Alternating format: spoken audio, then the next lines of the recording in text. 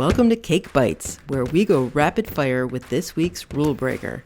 Fast questions, real answers, zero corporate polish. I'm your host, Elizabeth Bieniek. Let's dig in. All right, we are here with Esther for Cake Bites. Esther, are you ready? I am. Let's do it. Okay. What is a common myth you'd like to debunk or a thing you wish everybody understood about your line of work? So our business, Geoffrey, or the Geoffrey App, is a home services business. And people often look at home services as like boring. Come on, are you kidding? Why aren't you building a crazy AI company and like the biggest of spaces or what have you?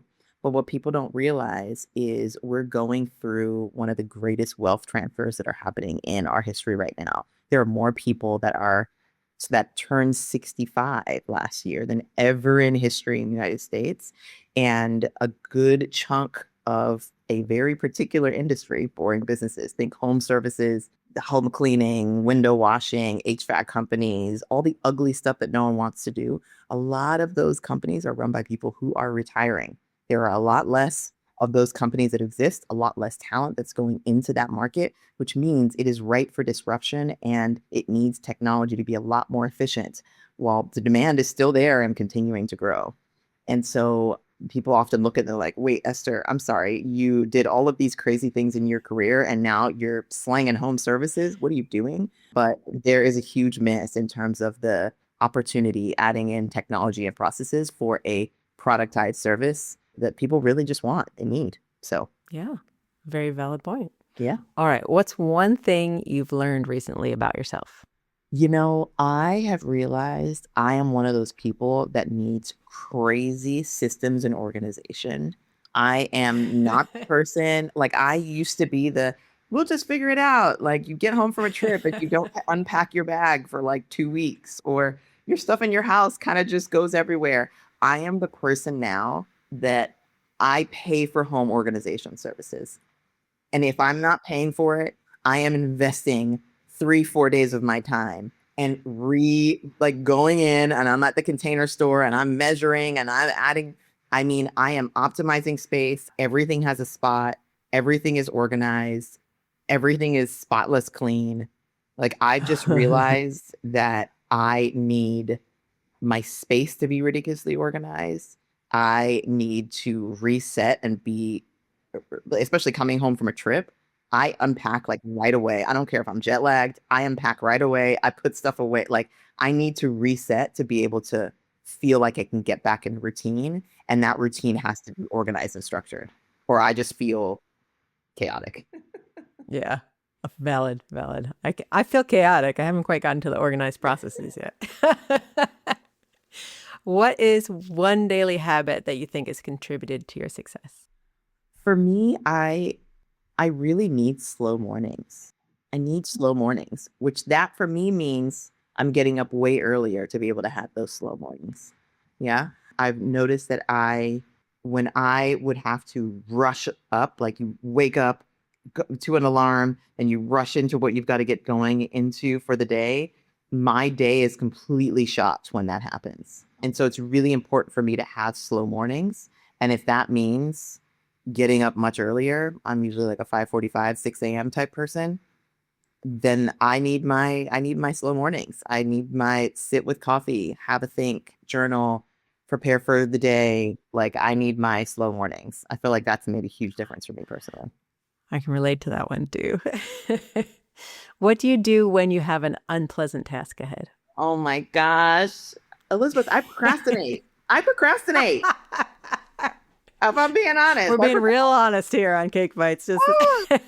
I do. And you know what? And there's so many studies around procrastination not being lazy. It really is a signal for your brain, especially if your brain has ADHD like mine does. But I procrastinate. And so the thing I've just realized that my brain is going to do that. So what I do instead is if I know I've got to do some big deadline or big thing or what have you, and I know I'm going to procrastinate, but I know when I'm under pressure, I'm going to get to that thing and it's going to be zip fast, well done, because I've done it in the last like whatever hour or day or something that it's due, it's going to come out chef's kiss when I do that versus I go and I spend all this time and I marinate on it and I stress about it and I overthink. I've just noticed that I do better if I just let my brain do what it actually needs to do. And if it needs to procrastinate something until the very last second, fine. For the time prior, go do all the other stuff that you put off or that you need to do and just give yourself that grace. Like, it just is what it is. Yeah, I love that. That's one I've recently realized for myself too. I tried to spend a lot of my life changing my procrastination and then realized I just have to work with it. Yeah, totally. Totally. What is one of your favorite books, business or otherwise, and why? So I recently read Mel Robbins' book, Let Them, and the Let Them Okay. Theory. And it's such a good book. And I read it after losing my mom last year. The book itself really focuses on letting go of control and just letting people be and do and just be who they are and do their things, but taking control of your own actions and your own thoughts and your own ways that you might react to what is going on. And I think for me, at the time of losing my mom, there's just when you're grieving, there's just a difference you go through in life. The things you would be able to tolerate or do or people please, just can't freaking do anymore, quite frankly.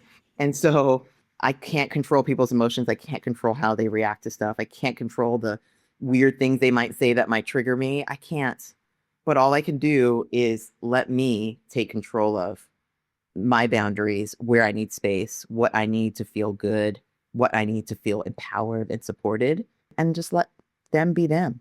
Like let them be them. So it's a really, really great book. Nice.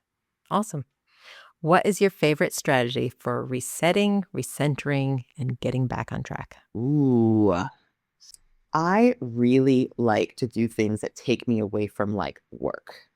So whether that is my husband and I binge watching one of his fun, crazy shows that we like gets us talking about like life and sci-fi and the future or something, or it's dancing and like being active and getting out in nature, but something that takes me completely away from what feels like work. Because as an entrepreneur, every day becomes work. Like your whole life becomes, your whole life becomes work.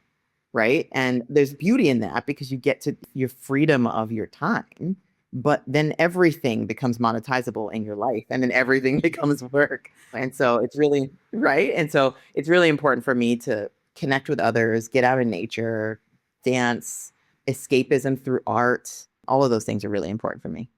Nice. All right. My last question, because it is Cake on Tuesday. What is your favorite kind of cake?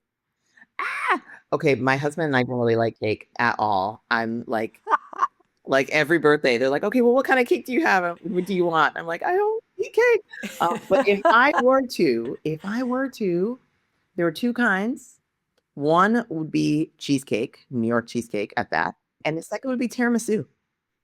Oh, okay. All right. I can get on board with either of those. Very nice. Yeah. Thank you, Esther, so much for doing Cake Bites with us. Thank you so much for having me. Thanks for joining another Cake on Tuesday celebration of beautiful disruption. Please share it, review it, and find more innovative stories at podcast.cakeontuesday.com. I'm Elizabeth Bienyik. Be bold, stay curious. Now go have some cake.